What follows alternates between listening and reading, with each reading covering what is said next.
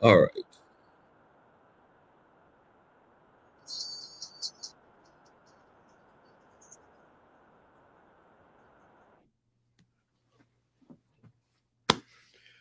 All right. So I don't know what happened. I had some technical difficulties. I don't know. Something weird happened with the site, but we got it plugged back in. So I don't really know what happened. But ain't no thing. We're gonna make it work and it's gonna be good. We're gonna stay on top of this thing, man.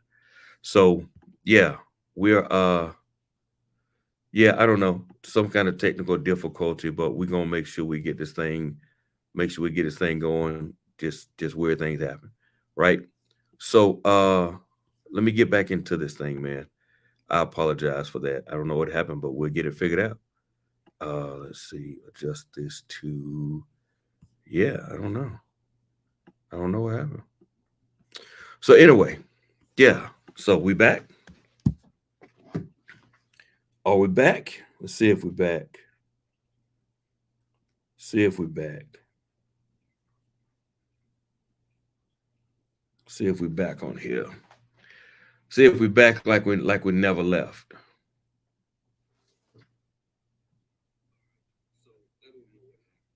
So we're back like we never left. Let me pick this thing back up, man. So here's what we're rocking on. Jesus is the master of perfecting relationship types. Thank y'all for jumping back on, man. I don't know what happened, but we here. We here. And so watch this thing now. Uh I'll just take a little time. I'll only talk through a couple of them tonight. One of the greatest characters we see that God had to look past his personality was Jonah. I'm gonna talk through several tonight and next week, several destructive personality types. Because watch this thing now. It's just like defensive driving. If you're not a great driver, you can be destructive for yourself and for others. You can do damage to your life and other people if you don't become a better driver, right? And so Jonah, his personality type was destructive for his destiny as well as other people. Everybody know God told him to go down and preach to the Ninevites. Mr. Michael Campbell talked about this wonderfully last week about in the devotional. Whew, just a great job, Mr. Campbell. But one of the things happening there is God tells Jonah to go down to Nineveh and preach to the Ninevites. He decides to go to Tarsus, right? He wants to go to Tarsus. Well, on the way to Tarsus, this is crazy. When he's on the boat to Tarsus, he gets on a boat. The people and the Bible says that the boat goes into this great storm. The people on the boat was like, "Hey, there's a problem." They start throwing everything over, throwing all the cargo over, trying to lighten the ship until they all realize, all right, this is not a regular storm. This is something spiritual. This is a bigger deal. And they say somebody is in trouble. They draw straws, pull cast lots, realize, hey, it's that dude right there. Everything was fine until that guy got on the boat. He's the problem. And Jonah says, "Throw me overboard." When they threw him overboard, the storm stopped. Can I tell you, your disruptive, my disruptive personality will cause storms in other people's lives. Just let that sit right there. And they did not want to throw him overboard. They didn't want to say that like this, throw him under the bus. He threw himself under the bus. He took accountability. This boy's talking tonight. I'm going to take accountability that my inconsistencies, my attitude, my lack of patience is what's causing us to be in a storm. Jonah was the first destructive personality type I'm going to talk about. Is thank y'all for coming back on. I apologize.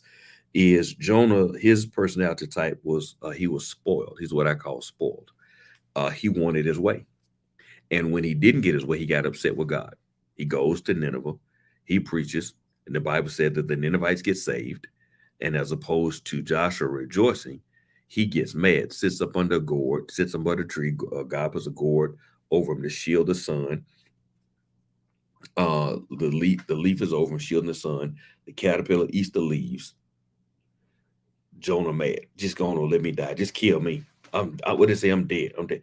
He's complaining because he looks and he sees that the Ninevites have repented and God has forgiven them.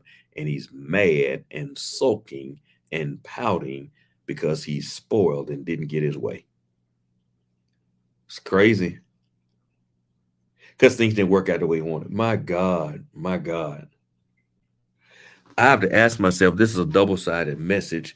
It's a double-sided message because many times we look at other people's personalities, but this message is a mirror and a magnifying glass. It will allow you to see yourself and see others. My God. It's a mirror and a magnifying glass. It's going to allow you to see yourself and see others. Is it self-righteous? Absolutely. Check this out. And so, how do I work with a person who has a spoiled personality? Number one, if you know you're spoiled and you want your way, and you can tell if you're spoiled if you get upset when things don't go your way. I'm not talking about just disappointed. I'm not talking about it just ain't what I wanted. I'm talking about no, if you shut down, you throw hissy fits, you close up on folks, or you blame other people, or you're upset, not just frustrated, but no, you take it out on other people or believe or blame your life on others. If I'm spoiled, watch this thing now. I have to know, number one, that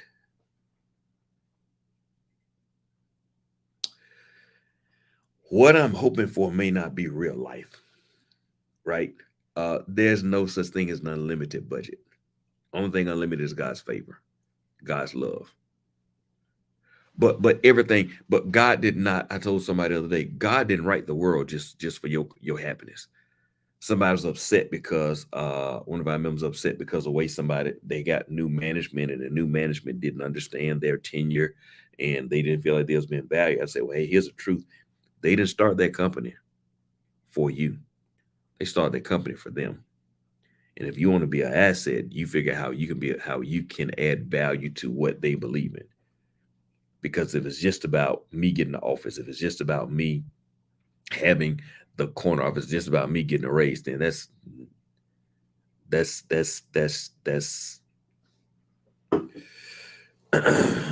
so people that are spoiled, if you're dealing with people that are spoiled, that just want their way, a couple things you have to do. Number one, you have to choose to tell them no. Tell them no. Because if not, what you're doing is you're creating a monster and stunting their growth. People that are spoiled, watch this thing now. See, until we start saying no, we are robbing people of the gift of reality. That life don't work like that. But I want it. I want it. No. We all want stuff. And life does not move that way, that just because you want it, you have to get it. We create a monster and we stunt their growth. We don't help people adapt to inconveniences, which stunts their growth and they don't develop. If I'm dealing with somebody who's spoiled, who just wants their way, I have to be willing to explain the big picture, right? Even if they don't acknowledge it, it's a teaching moment, right? That no, I'm going to let's look at the big picture. This really is no wise investment because, or watch this thing. I know you want to go shopping here, but it's not the time to go shopping because, remember, we plan on going on vacation next month. And so what you're doing is you are showing the big picture, that it's not just a no, or it's not just I can't. Well, I'm still working on this and it's not the appropriate time.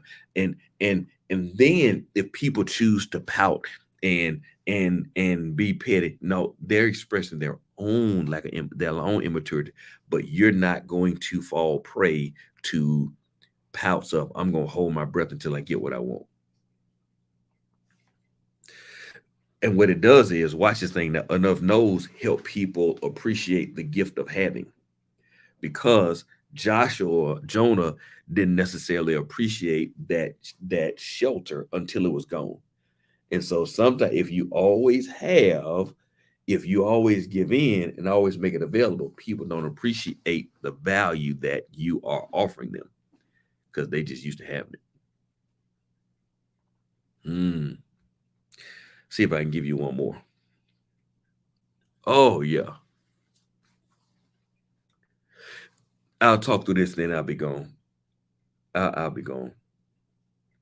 The second one is the destructive personality type of people that are scarred. First, you talked about people that are spoiled. Second, we talked about people that are scarred.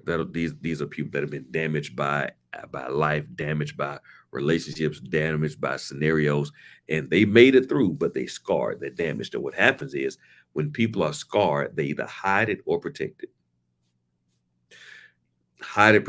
or make a trophy of it.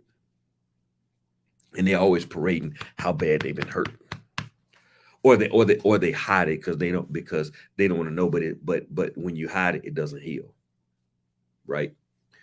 And so what's happening in here is, what's up, Tyler? What's happening in here is, if you're dealing with people that are scarred, that may have gone through relationship challenges, job challenges, financial challenges, you know, several things have to come into play. Number one, if I am a scarred individual, I have to understand, check this out, that nobody can fix my issue. I'm not gonna get a new wife that's gonna make me know I'm a good husband. I'm not waiting on a husband to make me feel pretty. If I've had boyfriends, husbands that have abused you and minimized you and criticized you, the goal is not to find a husband that makes you feel pretty. They can't fix you. If you've had relationships in your past, spouse or girlfriend, whatever, husband, boyfriend, committed adultery, then it's not the responsibility of your next spouse to make you feel that you are worthy. You're putting too much pressure on them. And what I have to do is, if I've been scarred, go to the healer. Colossians 2 and 10 says that I'm complete in him. So if I've been scarred, this is so dope. If I've been scarred by other people, I got to do several things personally. Number one, I have to forgive those who hurt me and offended me. Got to choose to forgive them, because otherwise, I talked on forgiveness a few weeks back, a couple months back. You're forever chained to the pain that other people caused. Can't go into all that. Number two, I have to plead the blood of Jesus over my mind and my heart and seek a deeper relationship with Jesus. Yeah, that's a big deal, because I will never find the fulfillment and restoration I desire in people. People will always after people say, "Well, I'm disappointed in you." Well, that's not a surprise, because everybody's going to disappoint you. Disappoint is a compound word. It is the combination of the prefix "dis" and appoint, "dis," which means improper, and appoint, which means place, which says you are prone to improperly place people at the level that they can't stand, that they can't manage. Think about it now. Think about it. Disappointment says, I appointed you, I assigned you a space that was above your ability to manage. It was improper. It was disappointment. And so I have to understand that people will never be my full source of fulfillment. People can add, but they can't be the source, right? People can contribute, but they can't be the source. And so if I'm scarred, if I'm missing confidence, if I'm lacking trust, if I'm lacking love, if I'm lacking affirmation, I can't make it my wife's job to make me feel loved. I got to find the love that never fails. I got to find the love that always flows. I got to find the love that's always sufficient. And then in that, when I'm complete, then I don't put an expectation on people to make me feel loved all the time. You're talking good tonight. Because think about it, somebody is always going to misunderstand you. Somebody's always going to forget you. Somebody's always going to overlook you. And the best I can be is the best son, friend, husband I can be, but I cannot be your daddy that was supposed to bring you a pony when you was 8 years old. I can't go back and do that. And if you try to become all things or make people be those things, you're going to damage their relationship. You hold them too tight, you smother them. This is so crazy. And kill anything else that gets in the way. Anybody else, or watch, if you're depending on people to heal your scars, You count the band-aids and you see how they giving other people too many band-aids and you make a demand for yours. Listen, man. Um, yeah, if you're dealing with scarred people, you have to understand, push them to Jesus without trying to be all that they need. You can't fix them. They can't fix you. Only Jesus and potentially therapy can. This is loaded, man. I can't finish tonight. We had a technical difficulty. I don't know what happened, but I apologize. But, but, but, thank y'all for coming back on. We'll make sure we get it fixed. I saw the error. I did see the error. It was just a little computer glitch. Listen, I'm gonna say it one more time. Relationship college is coming down the pipe. If this blessed you, you should be a relationship college. April 29th. It's gonna be crazy. We'll be talking about marriage, dating, parenting, navigating aging parents, life after divorce. It's gonna be crazy. It's gonna be loaded, and you're gonna get blessed. I promise you, you will. Listen, I got to get ready to close, man. I apologize for the technical difficulties. I don't know what happened, but I really believe you still got something out of this that's going to help your life. Listen, tonight I want to give you opportunity to connect to this church, connect to what God is doing. It's a wonderful church, man. Every week, people are getting saved and joining our church, and their lives are being changed. They're growing in their faith, their family, and finances. And you may be one of those folks tonight. You can make this connection with us. You can make this your church. You can turn your heart to a God. The help that you're praying for comes with you turning your heart to God. That's the help that He brings. And so I'm praying that you'll make that choice tonight. Confess Jesus as your Lord, accept Him as your Savior, and just give Him an opportunity to change your life in a real significant way. And also, we always believe in giving. This is a giving church. Here's all of our giving instructions, how you can take part in helping to further this mission, man, and contribute to what God is doing. I'm believing Him that He'll add to your life in a supernatural way. So the Cash App, the website, text giving, all this stuff is there, the address. I'm just telling you, man, I know that God's hand is on what we're doing and lives are being changed. So, hey, man, I'm rocking out. I'm banging out tonight. Hope you got blessed, man. Uh, Sir, that black shirt got you teaching tonight. This good stuff. That's right. That's right. That's right. That's right. No, man. Hey, I love y'all so much, man. Have an incredible night. Can't wait to see you Sunday. Ooh, Sunday. Final lesson in the cheat code series. It is going to bless your whole entire life. Can't wait to see you on Sunday.